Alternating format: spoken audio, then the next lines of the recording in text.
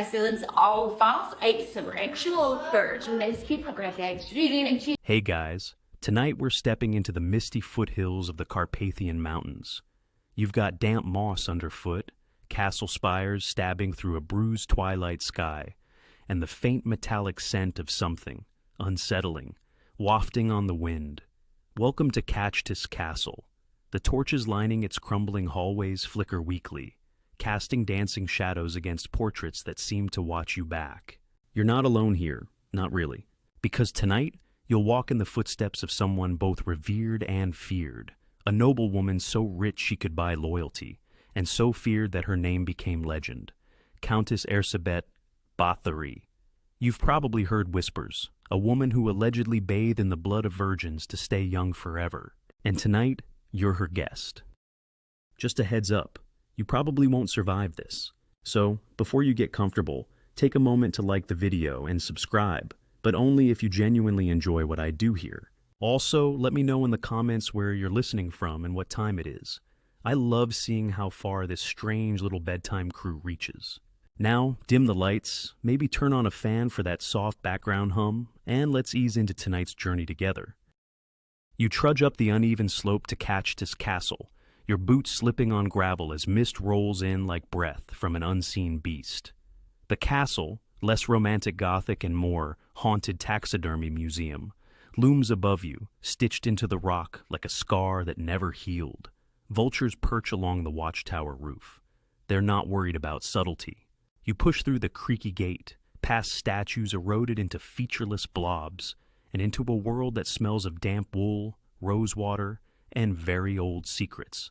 Servants bustle by, without looking at you, their faces pale, eyes downcast. Some bear bandaged fingers. One girl limps. None speak. Then her voice. Silk-wrapped, lilting, refined. The kind of voice that could cradle a baby or command an execution squad without changing tone. You freeze in a vaulted hall, watching her descend a curling staircase like mist drifting down a mountain. Countess Báthory. Jewels drip from her like condensation on a cold wine glass. Her black velvet gown whispers against the stone. She sees you. She smiles. Not a warm smile, something closer to amusement, maybe, or calculation. She extends a hand. Her fingers are slender, adorned with rings crusted in garnets, red as fresh wounds. You take it. It's colder than you expect, but soft, too soft. As she leads you deeper into the castle, you notice things that don't quite fit. Iron chains bolted to bedroom walls, a dog that snarls only at women, a tapestry depicting the biblical Judith, mid-decapitation, and the unsettling detail that there's not a single mirror in sight. The halls are silent, save for the occasional giggle or scream echoing through the stone. She pretends not to hear, or maybe this is normal here. In the salon, she gestures for you to sit. You must be tired from your journey, she purrs, pouring you wine the color of pomegranate juice. Cachtice is a place of restoration. You sip, it's bitter, sharp, metallic. You set it down. She doesn't. By candlelight, she speaks of her childhood. Born in 1560 to the powerful Báthory family, Erzsébet was practically Hungarian royalty. Her cousin was a prince. Her uncle fought the Ottomans. Her aunt dabbled in alchemy, because of course she did. She was married at 15 to Ferenc Nadasdy, a war hero with a flair for battlefield cruelty. Their wedding gift, Cachtice Castle, romantic. Ferenc was often away, fighting the Ottomans, and left Erzsébet with vast estates and absolute authority over hundreds of peasants. And you know what they say? Absolute power absolutely turns your bathtub into a crime scene. You ask about the rumors. She laughs. The laugh slides down your spine like a cold coin.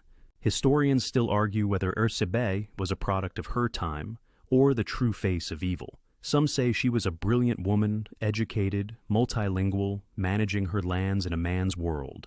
Others say she practiced dark magic, kept a book of black spells, and learned torture techniques from her husband. Potato.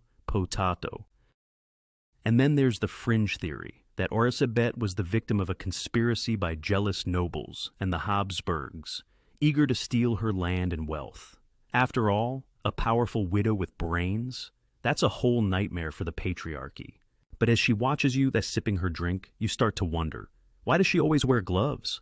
Why are her nails so stained? She rises suddenly. Come, she says. You follow. Down winding staircases, past tapestries that seem to twitch in the corner of your vision, through a wooden door reinforced with iron, into a small chamber lit only by red candles. The smell hits you first. Copper and something sharp, like vinegar. There's a tub in the center. And what you'd thought was water, absolutely is not. It clings to the porcelain in streaks. A rag sits on the edge, soaked dark. Chains hang from the ceiling, and you notice in the corner a pile of linen, children's sizes. Your breath hitches. The Countess touches your arm. Do you know what it's like, she murmurs, to grow old when beauty is power? You nod, because that's what you do when a noble woman with a tub of human blood asks you rhetorical questions. She glances at the tub. The blood of virgins, she says, almost wistfully. It's the only thing that keeps the mirror kind. That's when you realize there are mirrors, dozens, covered in black cloths. You don't ask what happens if she removes them. Later, you retreat to your room. The bed is too soft. The sheets are damp. You find a tooth under the pillow. You don't ask. Sleep is impossible. You swear you hear crying behind the wall. You check. It's just stone. Just stone. At sunrise, you tiptoe through the castle halls. In the courtyard, a servant buries something in the snow. You catch a glimpse of fabric, lace, and a hand. A small one. You don't ask. Not here. Not in the castle of shadows. You wake up barely. Your eyelids feel glued together with stale incense. The castle air is thicker this morning, saturated with dampness and dread. Outside your tiny window, a dense fog swallows the Carpathian hills, as if even the sky refuses to witness what happens here after sunrise. There's a tray at your door, bread, hard as stone, a poached egg with a greenish hue, and tea, which you avoid after noticing the faint crimson swirl clinging to the rim of the cup.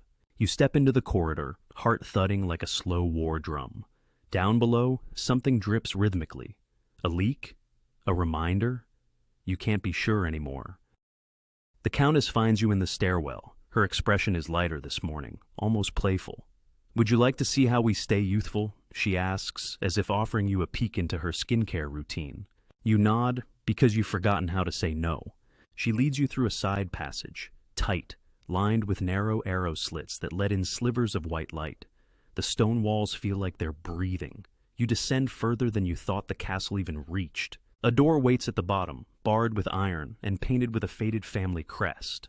She produces a key from somewhere beneath her gown. It turns with a wet-sounding click. The room is hot and red. Red fabric on the walls, red wine in a decanter, red stains along the wooden beams that don't look like wine spills. There's a strange coppery haze in the air, thick enough to coat your tongue. You see the tub first, ornate, claw-footed, too beautiful for what it holds. Inside, a figure, motionless, pale, naked, floats in dark red water. Her head is tilted back. Her hair fans out like black seaweed. Her eyes are open. You gasp. The Countess doesn't. She was a baker's daughter, Erzsébet says, stepping forward. Too pretty for dough, not pretty enough for court. You take a step back, but your heel touches something soft. You whirl. Clothing, a pile of it. Torn petticoats, scuffed shoes, a rosary, snapped. They all come willingly, she adds. At first. She gestures to a servant, a tall man with a blank expression and arms that look built for butchering pigs. He lifts the body from the tub like a doll and begins to wrap it in linen. That's when you see the draining channel beneath the bath. It runs toward a grate in the floor. You swallow a scream. The Countess walks you to a table against the wall. On it rests a shallow bowl and a makeup brush. She dips it in the bathwater, stirs thoughtfully, then dabs her cheeks. Crimson balances out fatigue, better than any rouge from Vienna. She smiles at you through the mirror. Yes, there's a mirror here, uncovered, and when you glance at it, just for a moment, you swear her reflection moves a beat too slow.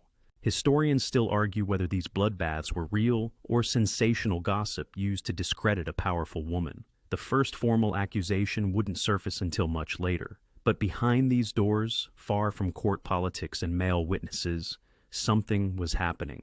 something warm and red and frequent. You retreat as she dresses. She doesn't bother hiding anything now. Not the tub, not the tools, not the indifference. Later, you sneak into the servant quarters, a dusty warren of low ceilings and drafty rooms. You're trying to understand how they stomach it, how anyone could stay here. You meet an old woman in a chair by the hearth. Her hands tremble. She speaks in a dialect thick with regional slang, but one word cuts through. Kisa Sonyok, the girls. They don't come back, she whispers. The Countess drinks them in. You want to ask more, but she suddenly clutches your arm. You see her skin? She hisses. Too smooth. It shouldn't be so smooth. You leave quickly. That evening, as you pass a storage room, you hear whimpering. You pause. Press your ear to the door. Sobbing. You push it open. 3 girls sit huddled behind a barrel. One rocks back and forth, whispering prayers. One has blood on her apron. The third meets your eyes and mouths silently. Help. You close the door, because what else can you do? In the dining hall, the Countess hosts a small feast. Boar's head, roasted apples, blood sausage. She raises a glass of dark wine and offers a toast to eternal youth and perfect skin. She winks at you. You laugh nervously. The priest at the table glances down. The Baron next to him pretends not to notice. Everyone here knows. Later, she shows you her beauty book, a leather-bound journal filled with strange recipes. Unguent of deer marrow, powdered pearls mixed with milk, and a final page smeared with something red that simply reads, Virgin's blood, best taken fresh. Apply before prayer. You don't ask which prayer. Quirky fact alert. According to some legends, Erzsébet once smeared her entire face with human blood, believing it would seal her youth like lacquer on fine wood. Whether that's medical genius or deranged cosmetics routine is open for debate. You begin to wonder whether this is ritual, madness, or the earliest form of medieval spa treatment gone full horrorcore. You lie in bed that night, unable to sleep.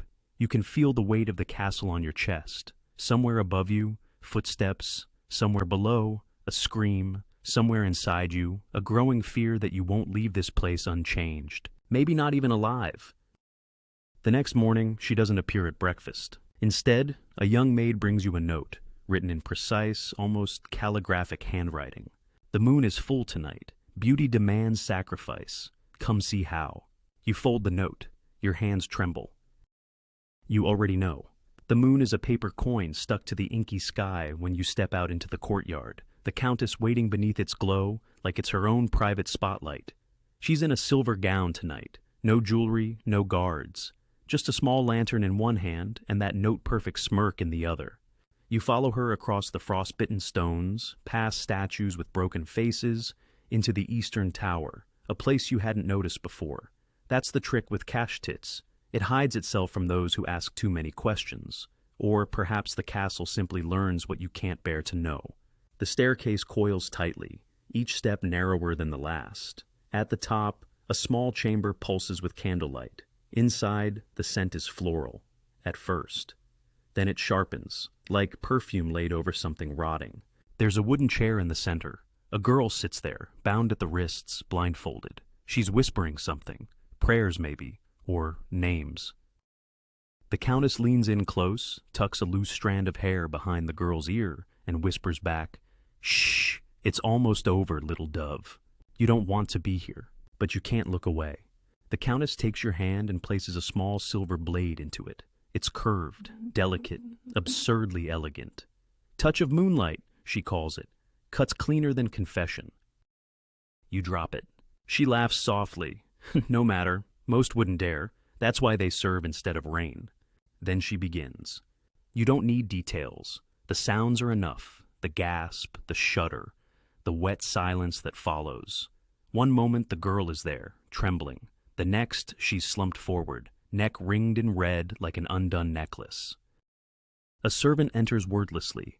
The Countess steps aside as he begins collecting the blood into a polished silver basin. She dips her fingers into it, smooths it across her cheeks, like highlighter. Tomorrow I'll look 16, she says, twirling. Well, from the neck up. You stumble out before the rest of the ritual begins, back into the spiral stairwell, into the dark. You press a hand to the wall for balance, only to feel something sticky there. When you pull away, your fingers shimmer red in the lantern light. Back in your room, you scrub your hands raw with snow from the window ledge, but it clings, not the blood, the memory. Historians still argue whether Báthory ever killed anyone herself, or merely stood by while others did her bidding.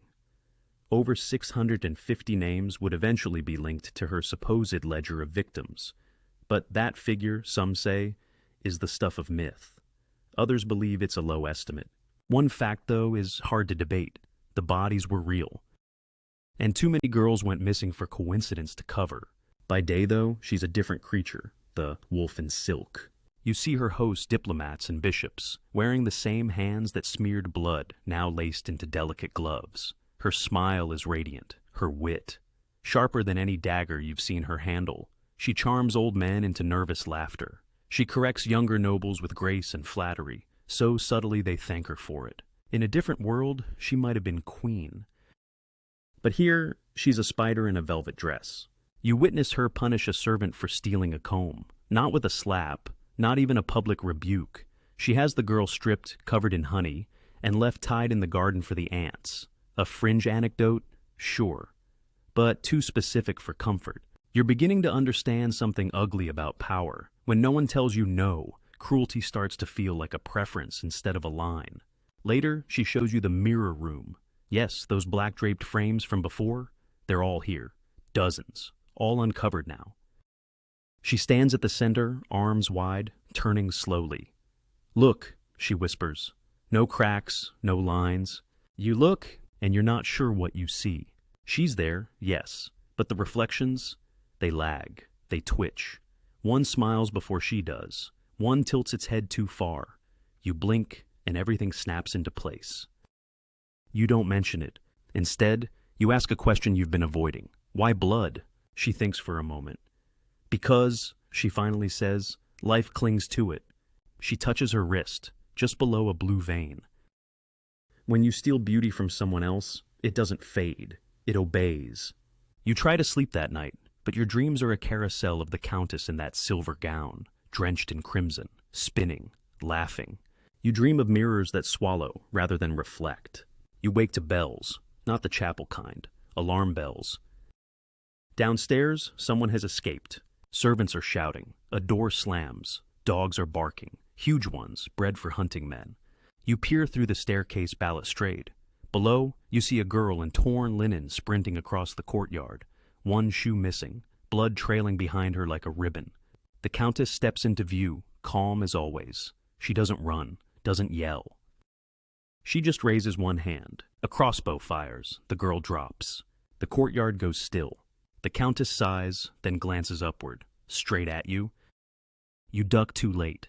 When she finds you in the hallway later, she doesn't punish you. She smiles. "You should sleep in tomorrow," she purrs. "I've arranged something exquisite." You nod. You don't sleep at all. The castle is too quiet today. Even the rats seem to tread softly, as if they too have noticed something has shifted in the air. You walk past tapestries that no longer move and torches that burn lower than usual. The mist hangs heavier, clinging to your lungs like guilt. Something is coming. You hear it before you see it. A caravan crunching over frozen dirt, hooves and wheels creaking under the weight of armor and paperwork. Not villagers this time. These men wear capes with imperial insignias. They don't knock, they don't ask. They enter. Count Georgi Thurzo leads the procession, a name you've heard whispered, a man with authority and, crucially, ambition. His gaze is cold, beard dusted with snow, eyes the color of unsentenced verdicts. He speaks little, just enough to make your stomach twist. "Where is the lady of the house?" he asks, already knowing the answer. You're no longer a guest. You're a witness. That evening, the castle becomes a cage. Doors slam shut. Iron latches clink into place. One by one, the Countess's closest staff are rounded up. Her nurse, her manservant, the two aging women who ran her so-called beauty rituals. They don't resist. They look tired. The trial doesn't take place in some lofty courtroom. There are no polished benches or powdered wigs. Just a narrow stone hall hastily converted with benches and lanterns and enough ink to ruin reputations by morning. You sit at the edge, barely breathing, as names are read aloud. Dozens of them. Girls who vanished. Girls whose parents begged for answers. Girls who came to serve and never came home.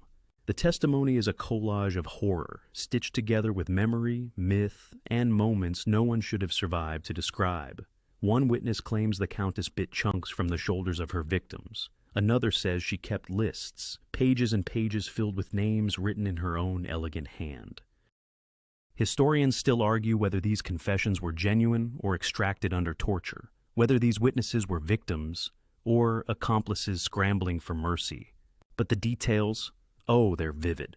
A girl locked in a cage too small to stand in. Another smeared with honey and left in the snow.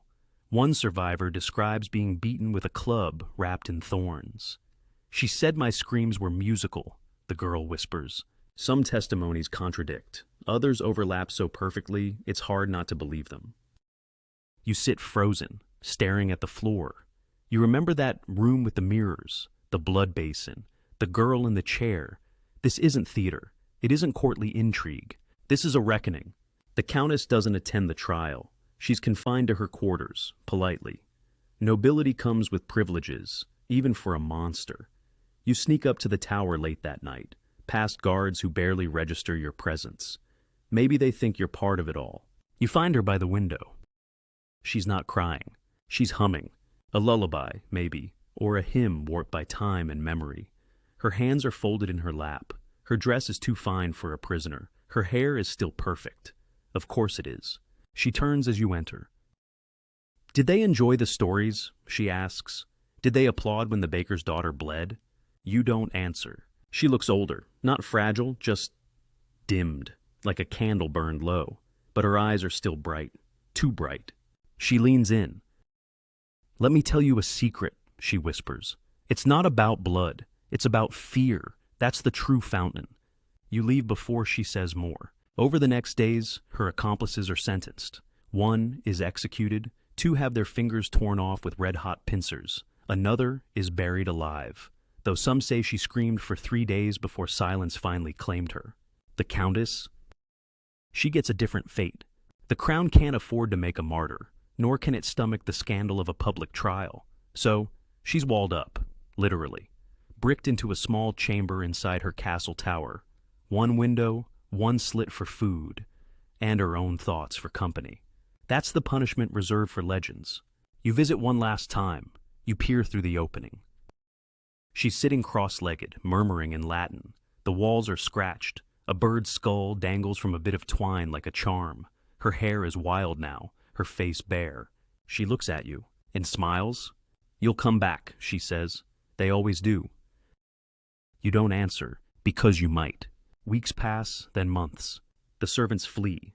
The noblemen whisper. And Cachtice Castle begins to rot, slowly, as if the earth itself is nervous to reclaim it. In 1614, 4 years after her imprisonment, a guard peers through the slot and finds her motionless. Still, he calls her name. No answer. She's gone. No ceremony, no bells, no tears, just a body in a stone box. You stand by the grave, or what's left of it. Some say her remains were removed by angry villagers, scattered across fields to keep her from rising again. Others say she was never buried at all. Maybe she's still in that room. Whispering, waiting. But now the castle is quiet again, except for the mirrors. Sometimes, they say, on winter nights when the wind moans through the corridors, you can glimpse her face in the glass, briefly smiling, checking her reflection. Still beautiful. Still years pass, but the shadow of the Countess stretches longer than the Carpathian winters. Her castle, once a hive of whispers and silk-draped secrets, falls to silence. Cachtice begins to crumble. Ivy devours the stone, windows gape like missing teeth, and the great iron gates hang crooked on rusted hinges.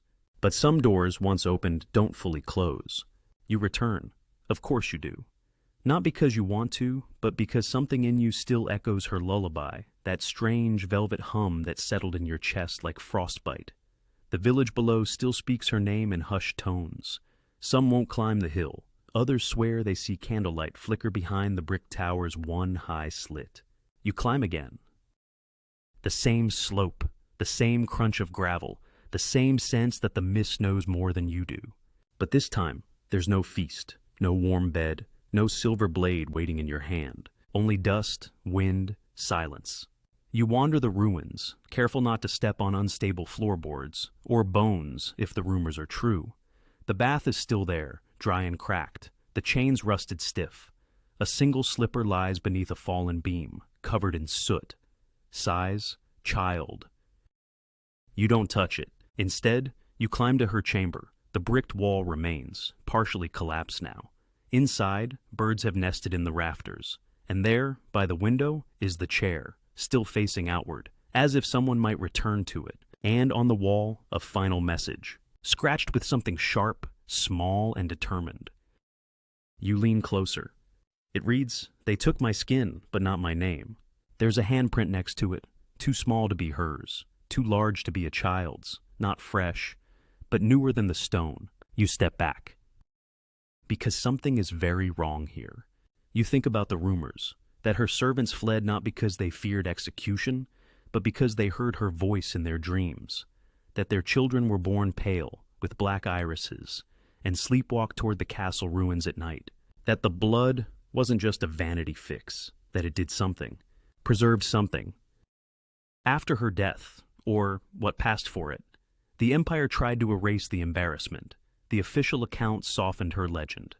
Mental illness, noble excess, hysteria. They don't mention the ledger, or the mirror room, or the whispers heard through stone, but the stories remain. In museums you can find letters with her signature, a clean, graceful loop, the hand of someone utterly in control, not the mad scribbles of a lunatic, the writing of a woman who knew exactly what she was doing. Quirky tidbit for you.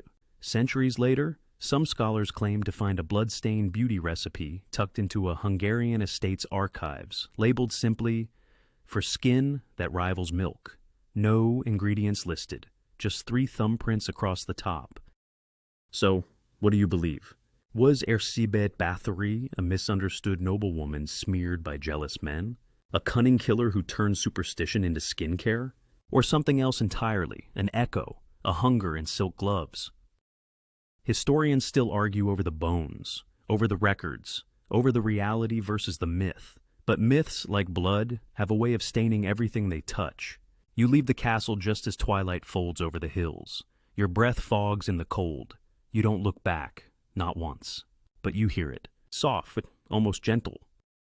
That lullaby, hummed through broken stone.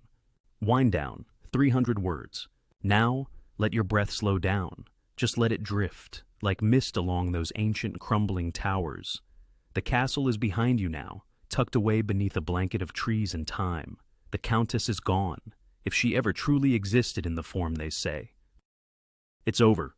The scent of iron has faded. The candles have burned low. Whatever echoed through those halls, it's grown still, quiet. It only lingers in stories now, drifting from tongue to tongue late at night, in fire-lit rooms just like this one. And you're safe, truly. You've walked with monsters and legends, danced along the edge of myth and reality, and made it back with your mind intact, and your skin unscathed. Not everyone can say the same. So, now let's leave Erzsébet Báthory to her tower. Let the mirrors gather dust. Let the ravens find their way elsewhere. You've earned your rest. Let your body sink into softness, and feel the comfort of distance settle in. The past can't reach you here. You're wrapped in quiet now, where even the echoes hush. Tomorrow the world will be brighter, less haunted. But for tonight, you can float gently through the last remnants of shadow, knowing the story has ended, the door is closed, and you are, at last, alone in the quiet dark. Sleep well, my friend. End of script. Sweet dreams.